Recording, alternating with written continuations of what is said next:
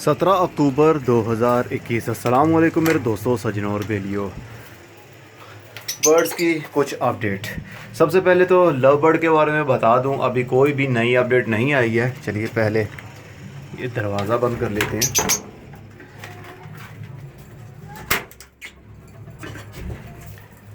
Love bird की कोई भी नई अपडेट नहीं है क्योंकि अभी इनकी पेयरिंग नहीं हुई है और ना ही मैं जानता हूँ कि ये जो येलो वाले हैं इनमें कौन फीमेल है और कौन मेल है। लेकिन जो ग्रीन है ये मेल है और ये ब्लू वाली फ़ीमेल है, लेकिन अभी इनकी पेयरिंग नहीं हुई है। मटकियों के अंदर ये जाते तो हैं लेकिन अभी कोई भी मुझे नहीं लग रहा कि पेयरिंग हुई है।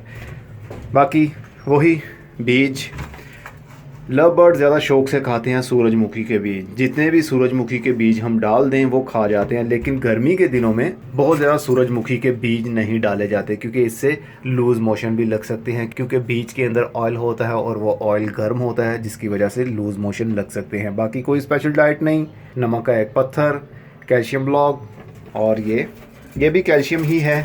इसको समुद्री जाग कहते हैं। कटल फिश होती है उसकी ये हड्डी होती है, ये भी कैल्शियम का सोर्स है। तो जनाब चलिए अब चलते हैं अपने बजरी तोतों की तरफ। काफ़ी अच्छी प्रोग्रेस रहती है इनकी। बजरी तोते सबसे ज़्यादा मीटिंग में भी होशियार होते हैं और उनकी पेयरिंग भी जल्दी हो जाती है और अंडे और बच्चे भी जल्दी आते हैं। ये जो पहली मटकी है इसके अंदर आपने देखा था पहले 4 अंडे आए थे और 4 में से बच्चे भी निकले थे जो कि सेल्फ हो गए थे, बड़े हो गए थे। उसके बाद दोबारा से फीमेल ने 5 अंडे दिए और उसमें से 5 बच्चे निकले थे, वो भी आपको मैंने दिखाया था, वो भी सेल्फ हो गए थे। और दोबारा से मतलब ये तीसरी बार फीमेल ने अंडे दिए हैं। अरे वाह, ये तो एक बच्चा भी इसके अंदर। 1 2 3 4 5 अंडे अभी भी पड़े हुए हैं और एक बच्चा अंडे में से निकल आया है। फीमेल देख सकते हैं काफ़ी फिट भी है। अभी ये घबरा गई है, एकदम से रोशनी पास में आती है तो घबरा जाते हैं परिंदे। ये इसका मेल है जो ऊपर बैठा हुआ है और फीमेल मटकी के अंदर है।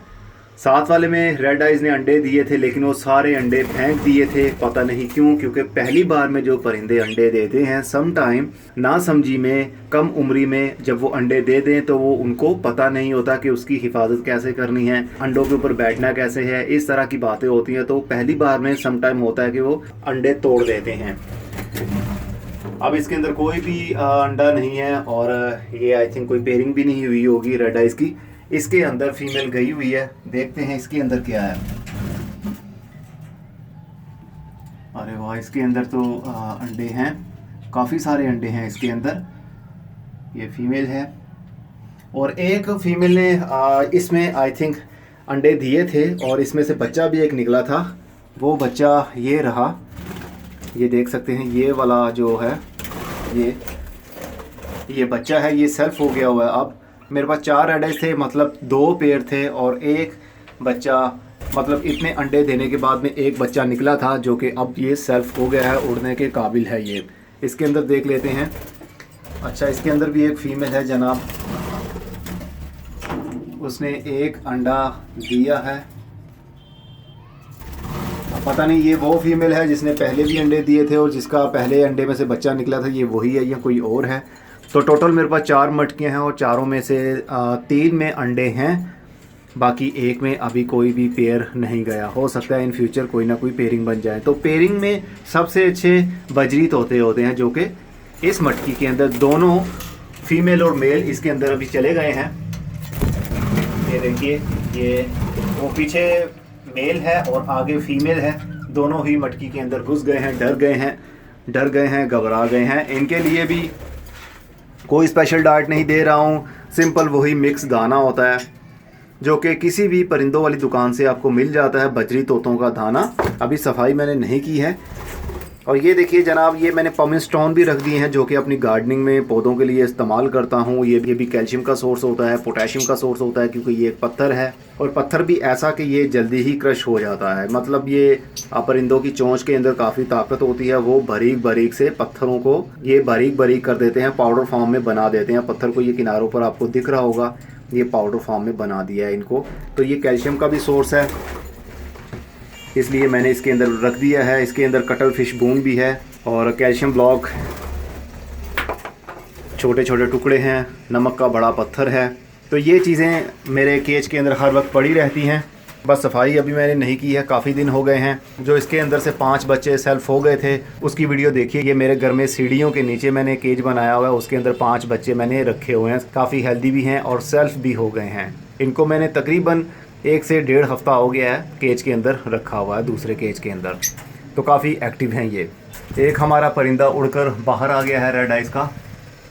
अब इसको नीचे से परिंदे को मैंने पकड़ लिया है, केज के अंदर है।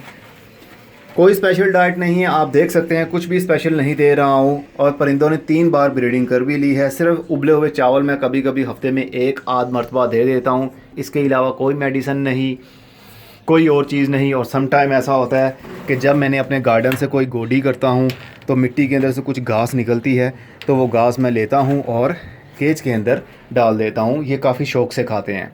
बस यही नेचुरल डाइट ही मैं दे रहा हूँ, कोई स्पेशल केयर भी नहीं। इसका मेंटेनेंस का काम थोड़ा सा मैंने करना है। ये केज के नीचे जो लाइन है, ये सुराख है यहाँ पर, तो काफ़ी जो छिलके होते हैं, पर होते हैं परिंदों के, वो इसके नीचे फंस जाते हैं। तो इसको हम कैसे कवर कर सकते हैं ताकि हमें सीमेंट का इस्तेमाल भी ना करना पड़े और ये सुराख भी हमारा, पूरी जो लाइन है ये सारी की सारी बंद हो जाए। तो मेरे दूसरे चैनल के ऊपर इसकी वीडियो आएगी, किस तरह हमने इसको फिल करना है, किस चीज़ के साथ फिल करना है। अगर आपने मेरा दूसरा चैनल जिसके ऊपर मैं रिपेयरिंग की वीडियो और होम DIY वाली वीडियोस लाता रहता हूं, अगर आपने चैनल को सब्सक्राइब नहीं किया तो चैनल को सब्सक्राइब कर लीजिए, ताकि इस तरह की बहुत सारी इन्फॉर्मेशन भरी वीडियोस आप लोगों को देखने में मिलती रहे। क्योंकि मेरी वीडियोस के अंदर इन्फॉर्मेशन ही होती है, भले वो गार्डनिंग को लेकर हो, भले वो परिंदों को लेकर हो, और भले वो अपने घर में जो छोटे मोटे काम होते हैं, टूट फूट हो जाती है, उसको रिपेयर करने में कौन कौन सी टेक्नोलॉजी होती है, इस तरह की मेरी इन्फॉर्मेशन बड़ी वीडियोस आती रहती हैं। तो मेरे दूसरे चैनल को सब्सक्राइब कर लीजिए, तो वहाँ पर मैं आपको बताऊँगा किस तरह हमने इसको फिल करना है, ताकि हमारे जो सीड हैं, उसके छिलके हैं, वो अनवांटेड जगह पर ना चले जाएँ। अब मैं चलता हूँ, अपना बहुत सा ख्याल रखिएगा। खुदा हाफिज़।